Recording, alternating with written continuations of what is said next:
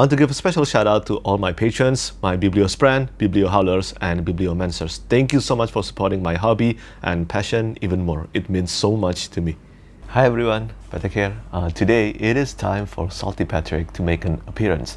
It has been a while since Salty Petrik made an appearance, but because recently I saw a video posted by Elliot Brooks talking about some of the worst trends in fantasy and publishing, and well, apparently I do have opinions as well. Not on the video, I think Al's video was incredible and I think you should watch that if you haven't, but I have my opinions regarding some of the worst trends in fantasy or in the fantasy industry or publishing. All of this are based on my experience, and the first one of course will have to be the experience of being an international reader, and that will have to do with an advanced reading copy.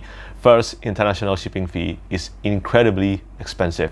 It is now even worse than before. And because of the skyrocketing price of international shipping fees, sometimes a special edition could actually cost about $50 up to $90 just for the price of the shipping fee. Fortunately, at the stage I'm in right now, I do receive many physical books, many physical and also ebooks advanced reading copies, and I'm truly grateful. I have no complaints about that, but still I would like to voice my opinion on this. I think it is kind of sad that international readers have to actually struggle so much more than US or UK based reviewers to attain advanced reading copies or review copies. Now, with the insanely high shipping fee, international shipping fee, I do understand why traditional publishers sometimes cannot send a physical copies all the way around the world to my place as well. I do understand this. Publishers in the end are still business, and profit will always be their priority, despite how passionate they are about books and reading. But still, publishers in the end is still a company, a business, and profit is their priority, and I do understand this. But my issue is mostly with declining electronic advanced reading copy, eARC. Yeah, eARC is free to be given. And I think as long that the reviewer actually have some credential, they read and review books, I think as long that they fill the criteria, I think they should be allowed to receive an eARC. Their ebooks, there are no international shipping fee for this. And I think it is kind of crazy that international readers, international reviewers actually have to read and review so much before they're allowed to receive eARC. This is just generally speaking because we international readers can actually request books, some books on NetGalley, and sometimes we do get approved. As I said, right now I'm at a stage where it is possible for me to actually request for books, and most of the time now books are being given to me to read and review. And I'm truly thankful for that, but it is not easy to get here. It wasn't easy. I've read and reviewed probably around 200 or 300 books before I started receiving books more frequently. So yeah, it is a challenge, and I hope that this situation can be changed in the future, hopefully soon. And the second trend that annoyed the hell out of me is how expensive some novellas are. Now, I'm not trying to discredit the quality of the work here. I'm not trying to do that. Some novellas are indeed better than novels, but from my experience, they rarely happen. And you know what? Some of the prices of these novellas, these fantasy or sci-fi novellas, are insanely expensive. Tar.com is a publishing that is so notorious for this. Their novellas are ridiculously expensive. I own more than 500 books now, I think, but if you look at my bookshelves, I guarantee you won't see any Tar.com book, not the one that I bought by myself. They are just too expensive. For example, right now at the time of recording this video, Untethered Sky by Fondali. Fondali is one of my favorite authors, and the Kindle price for this 100 pages-ish novella is $13. And the price of the hardcover on Book Depository, where I usually buy physical books, actually costs $23. That is so expensive for a novella. Because in comparison, let's say this is another book that I pre-ordered. This is Lightbringer by Chris Brown. This is the 6th book in the Red Rising saga, one of my most anticipated books of this year. And this one is a full novel, and the price of pre-ordering the UK hardcover for Lightbringer, for me, it was $20 on Book Depository. This one is cheaper. A full novel, and it is cheaper than the hardcover of a novella. I think it's just crazy that some novellas are priced like this. Fortunately, I already own an advanced reading copy, an electronic advanced reading copy of Untethered Sky by Fondali, and I will be reading that probably next month. But my point stands, some novellas are just insanely expensive. Another example is another one published by Tor.com. This is for Murderbot. take a look at the price for the second book up to the fourth book of the series. The Kindle price, all of them, are priced at $11 each. This is the Kindle price, not the hardcover price. And you can actually read through each one of these books probably in 1 hour, at max 2 hours. I personally will not spend that kind of Kindle price on a novella. No judgment if you're okay with buying these Kindle books at this price, but I personally won't. Not for novellas anyway. And that's one of the biggest reasons why I still haven't continued reading Murderbot. But on the plus side, the Murderbot series by Martha Wells are now available on Kindle Unlimited, and I do use Kindle Unlimited quite a lot. So I guess whenever I'm in the mood for the series, I will try to borrow the books using Kindle Unlimited. But yeah, the official Kindle price are just too expensive. And this is just a few examples. If you take a look at Tor.com's catalog of novellas, you will see almost all of them, like Wayward Children, are priced this way. And while I'm talking about the downside of being an international reader, I want to mention one more thing. If a publisher sends me an advanced reading copy in ebook format, please make sure to do it in EPUB or MOBI format. Please just throw away the PDF format. PDF just doesn't transfer well to Kindle. They look horrible, and some of them are just unrecognizable, unreadable. Here I will show you one example of one of the worst one that I ever received. This is for The Ruin of Kings by Jen Lyons. I received the eARC looking like this. How do you expect me to actually read through a book looking like this? Not only this is an injustice to reader and reviewer, most of all this is an injustice to the author themselves, who have actually worked hard writing these books. Come on, the least you can do is actually produce a great format for readers to read and review. Not gonna lie, now if I receive a review copy in PDF format, I most likely will not read them. Sometimes I will if they're some of my most anticipated books and I could not resist anymore.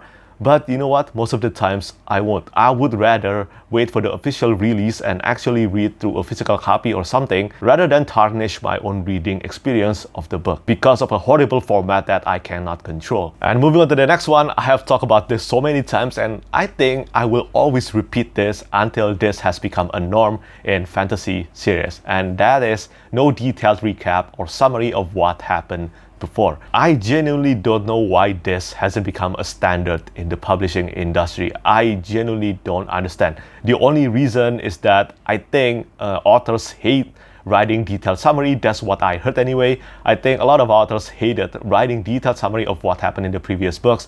But at the same time, come on, how do you expect us readers to remember all the details of the previous books before diving into your newest one when a year or even more has passed? Nothing will beat a reread of the previous books. There is no doubt about that. I have mentioned this so many times. But you know what? Sometimes a detailed recap can be the main difference between us readers diving into the sequels or not. Because personally speaking, and I know many readers have agreed with me on this, many of us have stopped continuing with a particular series because we could not remember the details of what happened in the previous books. And I think character lists, glossaries, or detailed recap of what happened in the previous books could actually remedy the situation. I am terrified to count my list of ongoing series. I have so many, and not gonna lie, this is one of the main reasons why I have so many ongoing series, because to continue with the series I need to do a reread of the previous book first to refresh my memories. I can wing it if I want to, and I probably will remember some details of what happened in the previous books as I read through the book, but you know what, it's such a hassle when I still have so many completed series that I still want to read and finish. So yeah, I do think that in a series, a detailed recap, a detailed summary of what happened in the previous book should be mandatory. It should be a standard in the publishing industry, at least in fantasy series. And other than detailed recap, another thing that I assume that we all have strong opinion about is cover design and cover change. I have posted plenty of videos talking about this. I do not think I need to repeat this in details again. I will just leave the link to my full thoughts on what happened with the Dandelion Dynasty by Ken Liu. Yeah, I have an entire video being salty about this issue, and I think you will understand what I mean if you check out that video. And then you will know how much pain I have when a cover design or cover change happen. Now, do not get me wrong, sometimes cover change works for the better, better, like the Sun Eater series. That's another example that I mentioned in the Dandelion Dynasty video. Sun Eater series undergo a cover change and it worked out for the better. The change in cover artist somehow worked for the better for the Sun Eater series. All the cover art of the series look pretty awesome and they emulate the style of the first book of the series, even though they are done by different artists. The first book was illustrated by Sam Weber, and the second, up to the fifth book, all the cover art are done by Kieran Yenner. That's a great example. A not great example in cover change and cover design, well, just take a look at what happened with The Last King of Boston art series by Ted Williams. The transition from the Witchwood Crown, Empire of Grass to Into the Narrow Dark was just abysmal. And look, here's what happened when I talk about cover change. I'm talking about it, I'm ranting about it in details again. I just hate it so much, okay? Most of the time, I just end up hating changes in cover art or cover design, okay? Another trend in fantasy that sometimes bothers me, and I do not know whether this applied to you or not, but I'm talking about maps. Now, I love maps in epic fantasy, and sometimes it is okay to not have them. I don't mind. Like with Mark Lawrence books, it is okay to not have maps on them, in my opinion. But the point I'm talking about is when maps are available, and then when a narrative or a story involves the characters in a particular setting for many hundred pages, but somehow that location is not available to find in the map. I'm just confused. What's the purpose of the map then when that location, the one where the characters spend hundreds of pages on, are not available on the map? I'm just confused by this decision sometimes. Recently, I just finished my reread of The Ember Blade by Chris Wooding, and some of the characters spend their time on a place called Scavengard,